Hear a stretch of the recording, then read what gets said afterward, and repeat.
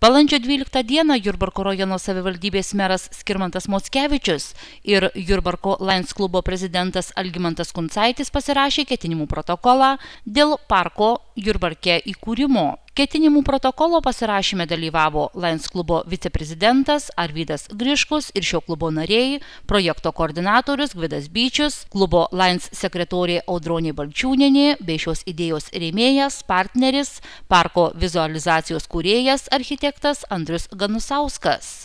Susitikimo metu rajono merui buvo pristatyta būsimo parko idėja bei vizualizacija.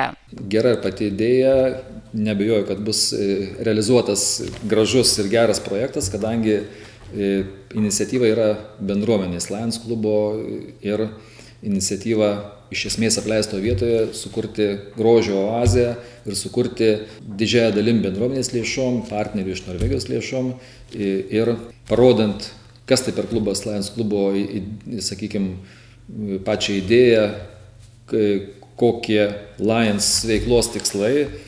Ir man labai patiko bendraujant su Norvegas, kurie buvo prieš naujus metus, prieš Kalėdas tiksliau, jų požiūris ir iš tikrųjų jie tose šalyse matyti yra įprasta, kad tokie klubai, kurie veikia socialinėje sferoje, socialiai atsakinga veikla, būtent daro tam tikras vietas, tam tikrose, sakykime, erdvėse, kuriuose būtent realizuoja bendrą šitą idėją ir tai daro jų lėšomis ir prižiūri lėšomis ir rengia tokius parkus. Tai matėme tą patį vizualizaciją to parko ir manau, kad tikrai graži vieta bus patraukli ir jauki ir tame tarpe ir bus ir treniruoklė, turbūt ne tik žmonėm sveikiem, bet ir tiem, kurie turi tam tikrų negalę, sakykime taip. Tai jie, aišku, bus kartu su visais, tai nebus kažkokia išskirtinė, bet bus ir tokia galimybė jiems.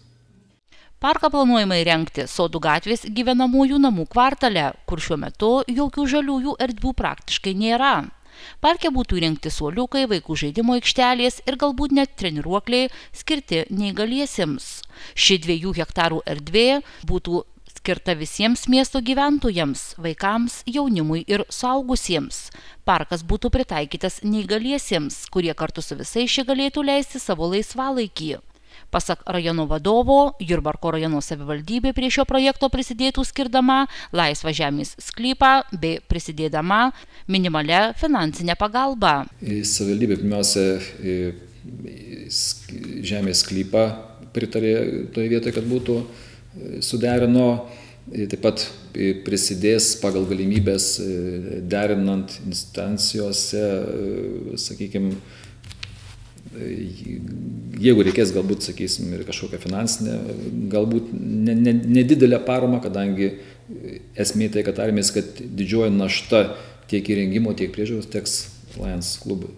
Šio parko atsiradimas Jurbarke planuojamas jau ne vienerius metus. Kitais metais Lions klubas švęs savo 20 metų veiklos sukaktį.